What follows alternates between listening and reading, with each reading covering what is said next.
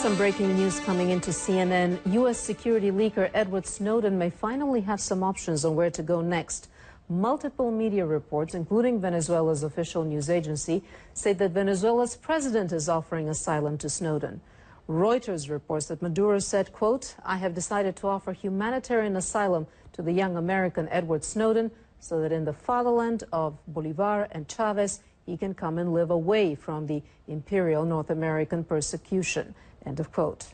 Nicaragua is also expressing a willingness to take him in, but under certain circumstances.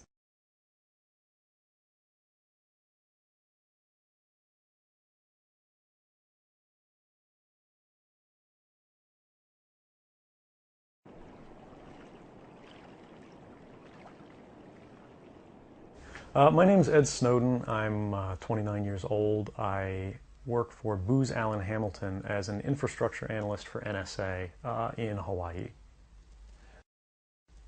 What are some of the positions that you held previously within the intelligence community? I've been a systems engineer, systems administrator, senior advisor for the Central Intelligence Agency, solutions consultant, and a telecommunications information systems officer.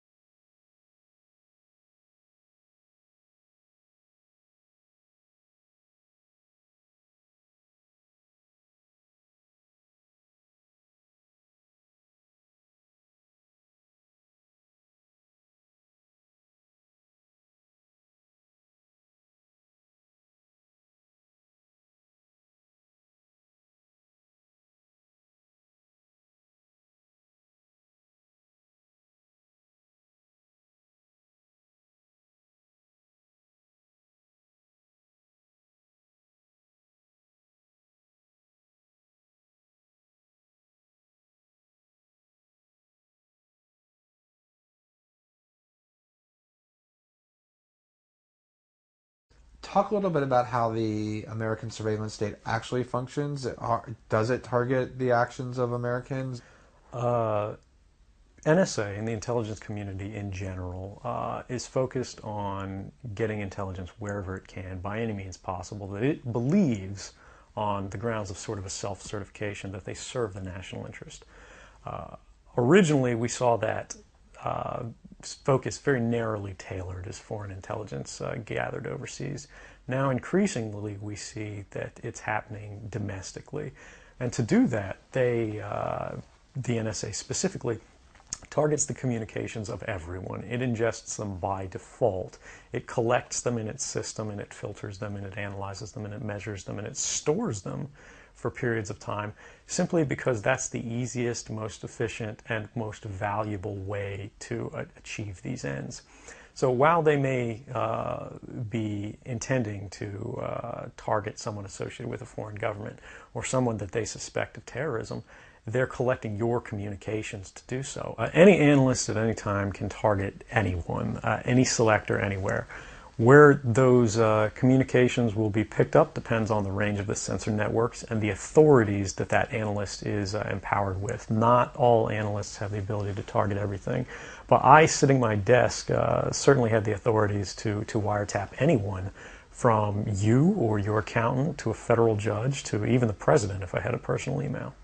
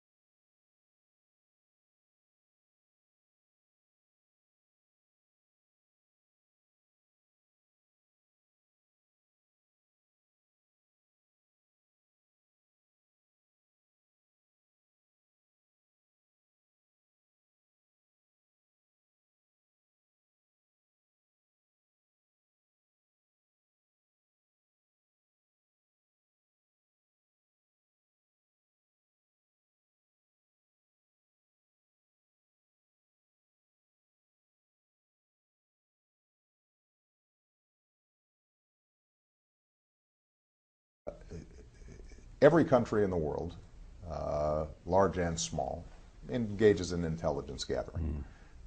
And that is a occasional source of tension, but it's generally practiced within bounds.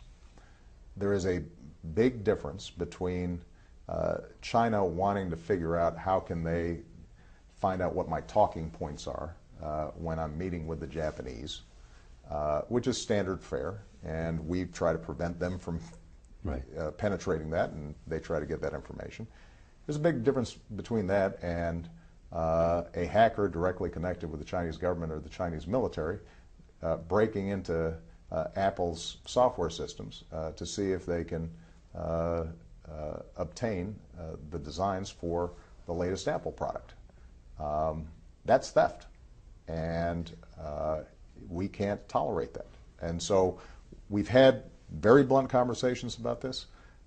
They understand, I think, that this can adversely affect the fundamentals of the U.S.-China relationship. We don't consider this a side note in our conversations. We think this is central in part because our economic relationship is going to continue to be premised on the fact that the United States is the world's innovator.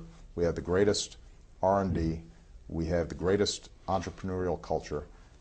Our value added is at the top of the value chain. And if countries like China are stealing that, that affects our long-term prosperity in a serious way. It is said also that the reason they do it is that they want to achieve some kind of military parity at some point. And that's a motivating factor. I'm sure that is.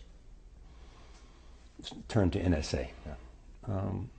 You famously talked about what you called the wrong choice between security and freedom. Mm-hmm. Where do you put what NSA is doing in that balance between security and freedom? Well, a false choice is what you called it. Let me start with the fact that at National Defense University several weeks ago, when most of the focus was around the drone program and my plans in Afghanistan and the need for us to move away from a perpetual war footing, that I specifically said one of the things we need to debate and examine is our surveillance programs, because those were set up right after 9/11.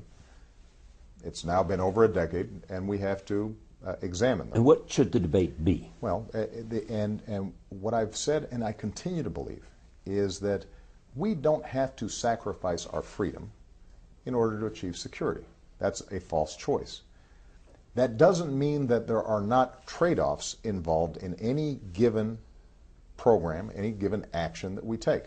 So all of us make a decision that we go through a whole bunch of security at airports, which when we were growing up, that wasn't the case, right? You ran up to the gate. Exactly. You 5 minutes to catch there. the plane, you're running on. Right. Been there. And it's been a while since I went through commercial flying, but I gather the experience is not the same anymore, not. Right? It's gotten worse. Okay, right. And so that's a trade-off we make. The same way we make a trade-off about drunk driving. We say occasionally there are going to be checkpoints. They may be intrusive. To say there's a trade-off doesn't mean somehow that we've abandoned freedom. I don't think anybody says we're no longer free because we have checkpoints at airports. But there is a balance here. But there is a balance. So I'm going to get to your question. The way I view it, my job is both to protect the American people and to protect the American way of life, which includes our privacy. And so every program that we engage in, what I've said is let's examine and make sure that we're making the right trade-offs. Now, with respect to the NSA, a government agency that has been in the intelligence gathering business for a very long time. Bigger and better than everybody else. Bigger and better than everybody else. And we should take pride in that because they're extraordinary professionals. They're dedicated to keeping the American people safe. What I can say unequivocally is that if you are a U.S. person, the NSA cannot listen to your telephone calls, and the NSA cannot target your emails. And have not. And have not. They cannot and have not by law and by rule, and unless they, and usually it wouldn't be they, it would be the FBI, go to a court and obtain a warrant and seek probable cause. The same way it's always been. The same way when we were growing up and we were watching movies, you want to go set up a wiretap, you got to go to a judge, show probable cause, and then the judge looks at the... But have any of those been turned down? Cause. All the requests to FISA courts, have they been turned down at all? Let me finish here, Charlie, because I want to make sure this debate has gotten cloudy very quickly. Exactly. All right? So, point number one, if you're a U.S. person, then NSA is not listening to your phone calls, and it's not targeting your emails unless it's getting an individualized court order. That's the existing rule. There are two programs that were revealed by Mr. Snowden, allegedly, since there's a criminal investigation taking place, and that caused all the ruckus. Program number one, called the 2015 program. What that does is it gets data from the service providers, like a Verizon, in bulk. And basically, you have call pairs. You have my telephone number connecting with your telephone number. There are no names. There's no content in that database. All it is the number pairs, when those calls took place, how long they took place. So that database is sitting there. Now, if the NSA, through some other sources, maybe through the FBI, maybe through a tip that went to the CIA, maybe through the NYPD, gets a number that where there's a reasonable, articulable suspicion that this might involve foreign terrorist activity related to Al-Qaeda and some other international terrorist actors, then what the NSA can do is it can query that database to see, does this number pop up? Did they make any other calls? And if they did, those calls will be spit out, a report will be produced, it will be turned over to the FBI. At no point is any content revealed because there's no content in the database. So I hear you saying I have no problem with what NSA has been doing. Well, let me finish, because I don't. So what happens then is that the FBI, if in fact it now wants to get content, if in fact it wants to start tapping that phone, it's got to go to the FISA court with probable cause and ask for a warrant. But has FISA courts turned down any request? Because, first of all, Charlie, the number of requests are surprisingly small, number one. Number two, folks don't go with a query unless they've got a pretty good suspicion. Should this be transparent in some way? It is transparent. That's why we set up the FISA court. Okay. Look, the whole point of my concern before I was president, because some people say, well, Obama was this raving liberal before, now he's, Dick Cheney. Dick Cheney sometimes says, yeah, he took it all lock, stock, and barrel. My concern has always been not that we shouldn't do intelligence gathering to prevent terrorism, but rather, are we setting up a systems of checks and balances? So on this telephone program, you've got a federal court with independent federal judges overseeing the entire program, and you've got Congress overseeing the program, not just the Intelligence Committee, not just the Judiciary Committee, but all of Congress had available to it before the last reauthorization exactly how this program works. Now, one last point I want to make, because what you'll hear is people say, okay, we have no evidence that it has been abused so far. And they say, let's even grant that Obama's not abusing it. There are all these processes, DOJ is examining it, it's being audited, it's being renewed periodically, etc. The very fact that there's all this data in bulk, it has the enormous potential for abuse, because they'll say, you can, when you start looking at metadata, even if you don't know the names, you can match it up. If there's a call to an oncologist and it's a call to a lawyer, and you can pair that up and figure out maybe this person's dying and they're writing their will, and you can yield all this information. All of that is true, except for the fact that for the government under the program right now to do that, it would be illegal. We would not be allowed to do that. So what are you going to change? Are you going to issue any kind of instructions to the Director of National Intelligence, Mr. Clapper, and say, I want you to change it at least in this way? Here's what we need to do. But before I say that, and I know that we're running out of time, but I want to make sure I get very clear on this, because there's been a lot of misinformation out there. There is a second program called the 702 program. And what that does is that does not apply to any U.S. person. It has to be a foreign entity. It can only be narrowly related to counterterrorism, weapons proliferation, cyber hacking or attacks, and a select number of identifiers, phone numbers, emails, etc. Those, and the process has all been approved by the courts, you can send to providers, the Yahoos or the Googles, what have you, and in the same way that you'd present essentially a warrant. And what will happen then is that you there can obtain content. But again, that does not apply to U.S. persons, and it's only in these very narrow bands. So you asked, what should we do? Right. What I've said is that what is a legitimate concern, a legitimate critique, is that because these are classified programs, even though we have all these systems of checks and balances, Congress is overseeing it, federal courts are overseeing it, despite all that, the public may not fully know, and that can make the public kind of nervous, right? Because they say, well, Obama says it's okay, or Congress says it's okay. I don't know who this judge is. I'm nervous about it.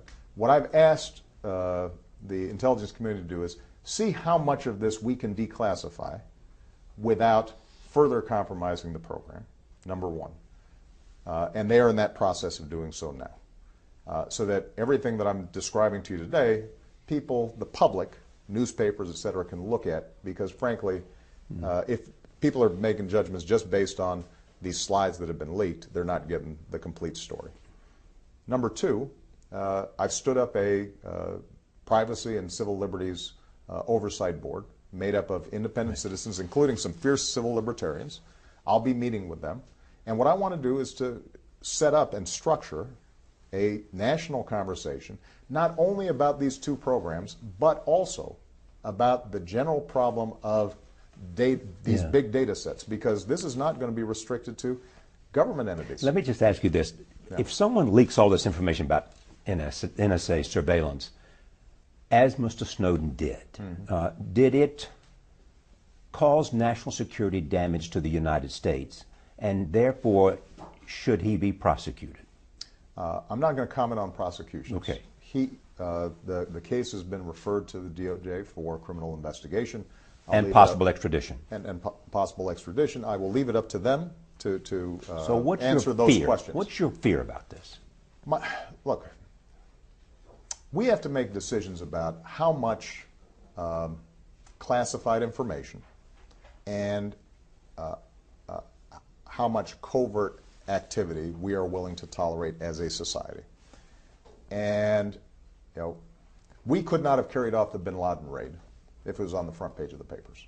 I think everybody understands that, right? So that would be of course that, but I don't understand what the relevance of that is. Well, no. The reason I'm saying that is that we're going to have to find ways where the public has an assurance that there are checks and balances in place, that they have enough information about how we operate, that they know that their phone calls aren't being listened into, their text messages aren't being monitored, their emails are not being read by some big brother somewhere. They've got to feel that confidence, and that it is not potentially subject to abuse because there are sufficient checks and balances on it, while still preserving our capacity to act against folks who are trying to do us harm. And it's not just terrorists. We already talked about cyber theft. We already talked about potentially critical infrastructure that could be compromised. There were a handful of yokels up in New York who stole $45 million out of ATMs over the course of, I think it was 18 hours. And the public expects me and the Justice Department and others to protect them from those things, to make sure that their bank accounts aren't being compromised, their medical records aren't being compromised. All that stuff requires the government to have some capacity to engage with the private sector and to have. And we ought to have a debate about it all. So we've got to have a debate about it. Okay.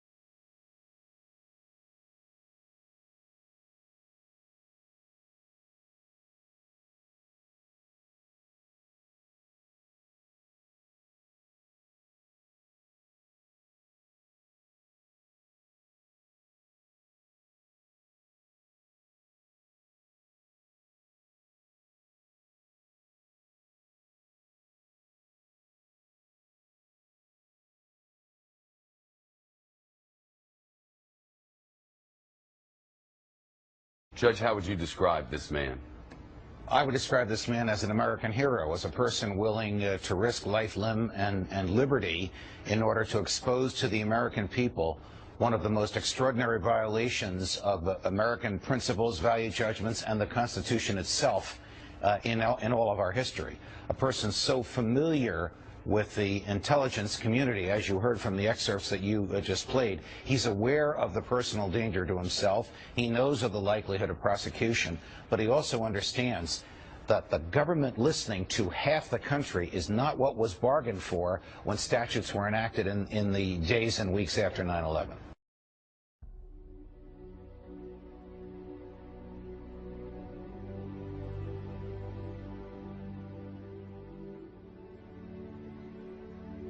Greetings, citizens of the world. We are anonymous. For many years now, we have warned the citizens of the world about the threats that government pose to the freedoms of the internet. Over this period of time, many people have woken up to the lies told by government officials and now understand the importance of keeping the internet open and free for all to use. The events that have transpired over the recent days have proven, indisputably, that the governments of the United States and the United Kingdom are trying with all effort possible to monitor the internet. You might ask us, if not to fight terrorism, what are they looking for? The governments of the world are corrupted to the core, by greed and lust, intoxicated by power. They fear losing this power to the people.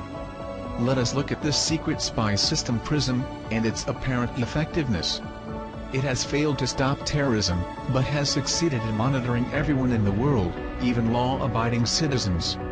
It is true that there are evil people in this world who must be watched to ensure the safety of others, but it is simply immoral and unethical to blanket monitor everyone worldwide, assuming that everyone must be guilty of something. Edward Snowden is a true hero of the people worldwide for revealing this. In stepping forward to bring us the horrifying truth about the draconian states secretly operating, he has put his life on the line. He has given up his job with the government. He has lost his family and loved ones. He now risks extradition and life sentencing to prison, merely for telling us that each and every one of us is being watched, monitored, documented, recorded and categorized. The fact that companies like Microsoft, Facebook, and Google are involved means that a significant amount of the internet, as we know it, is under inspection.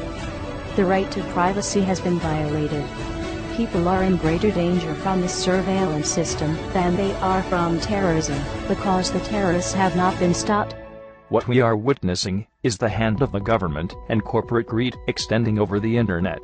A smear campaign is beginning against Snowden now. This is to be expected. When government is threatened with the loss of power or control, they will use any means required to ensure that the view of the public supports them, instead of the evidence which has come to light. This is done through the media. Already they are calling Edward Snowden a traitor, a supporter of terrorism, or even just creating doubt over his motives. These are common methods seen used against every person who has ever revealed the truth against the state. The corporations which have been revealed as taking part in PRISM are now scrambling to defend their names, releasing so-called reassurance on why their users' privacy is important. You must ask yourself, if they had done nothing wrong, they would not go to such extreme lengths to change public perception. It is up to us, the people, to see through these lies being told. We must stand with Edward Snowden and fight back on all fronts against the Big Brother state. Many say they have nothing to hide. But this is beside the point. If you have nothing to hide, why should you be watched? If someone broke into your home and read through your documents and private data, you would feel violated and angered. Why should your digital information be exempt from this? The only difference with online spying is that you remain unaware that it is happening. Otherwise you would become just as angered towards it. And this is why governments fight to keep us from knowing the truth. You only have to scratch the surface before the lies become visible. Citizens of the world, users of the internet, show your support for Edward Snowden. Edward Snowden is now under the protection of Anonymous worldwide. We are all Edward Snowden now. We urge you to remain peaceful, but to rise. Now is the time to say enough. We call for massive disobedience towards the Big Brother state. We invite you to be anonymous. We must act together worldwide for the cause of internet privacy. Anonymous has no leader, no ranking, and no single means of communication. We are spread of many mediums and languages. Join with us for the freedom of the internet. We are anonymous. We are legion. We do not forgive. We do not forget. Expect us.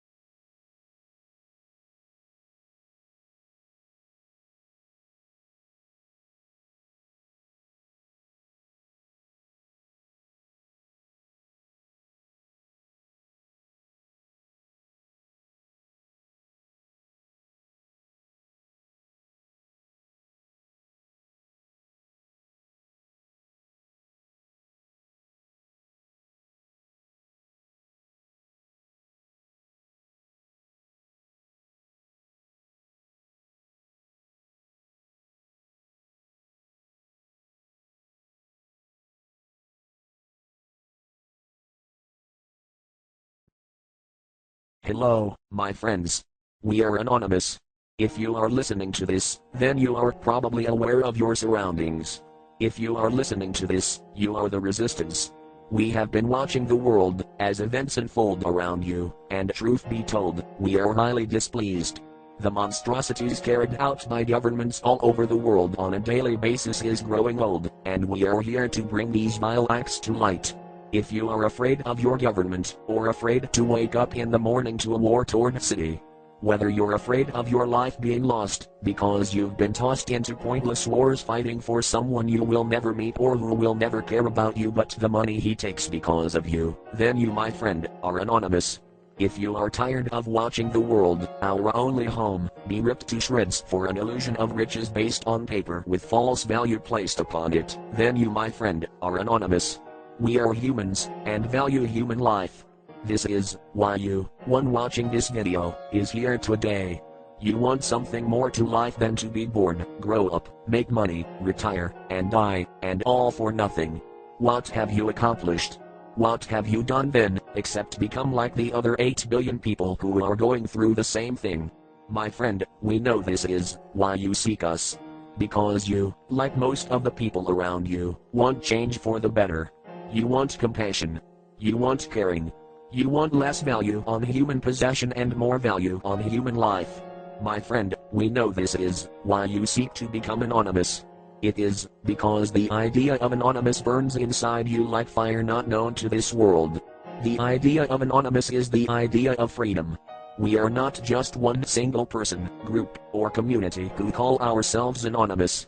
We are not just hackers like the media says and has corrupted you with it. We are you. We are your neighbors. We are your fathers and your mothers.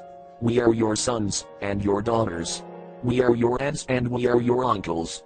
Your sisters and your brothers. We are the poor unemployed man who is looking for his purpose in life and the food to put on his family's table, as well as the lawyer who fights for the accused under the court of law. We are anonymous. We are legion. We do not forgive. We do not forgive. We are united, and no one can divide us. Expect us.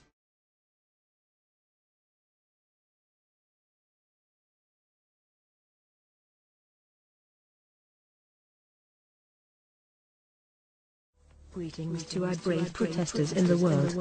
Good job, and let we all join the rallies and fight against corruption. We are anonymous, from Op NSA. Greetings, NSA. Thanks to the actions of Edward Snowden, the world is now aware of your absurdly intrusive and elaborate monitoring agenda. Every Verizon user, every Facebook, LinkedIn, Google Plus and Twitter account, every Yahoo, Bing and Google search result, every Microsoft Windows, Google Chrome and Apple Mac operating system, every Safari, Chrome and Internet Explorer web browser, every PayPal and Google Wallet transaction, every Gmail, Outlook and Yahoo email, every bit of content in iCloud, Dropbox, Drive and SkyDrive, every AOL, Yahoo, Messenger and Google Talk instant message, every Skype, FaceTime, Google Hangouts and Talk Call, every Flickr, Instagram, Picasa, Tumblr, YouTube Media. All are victims to your illegitimate counter-terrorism measures. Spying on over 120 million people, including innocent citizens of your own nations, was not a good idea, as you will come to understand soon enough. We will now be commencing Operation National Security Agency, in retaliation of your disrespect for the privacy of people worldwide. You cannot expect to covertly spy on people who have done nothing wrong, under the guise of preemptively fighting terrorism, when you failed to stop the Boston bombing and expect consent. You are of no use to anyone except those in power and who wish to keep it, at the expense of every citizen's privacy, that they are entitled to under the Constitution, of which you show no respect for. NSA will be unforgiving in its work and will leave no stone unturned, just as you do for all of us. As of this moment, people around the world are beginning to wake up, and consequently, stand up to your data mining agenda. You will soon understand for yourselves what it is like to be spied on and your personal information be stored, available for all to gaze upon. We are officially calling on all citizens of the internet, all anonymous participants and all activists to take to their computers, take to their streets and take to all available outlets to let their voices be heard on this issue. Violations like this will not be treated with apathy. Anonymous has been proven to be a powerful force for good, and even more so, an nemesis to tyranny and injustice. You thought you could infringe on our privacy. You thought you could wiretap people who have no reason to be observed.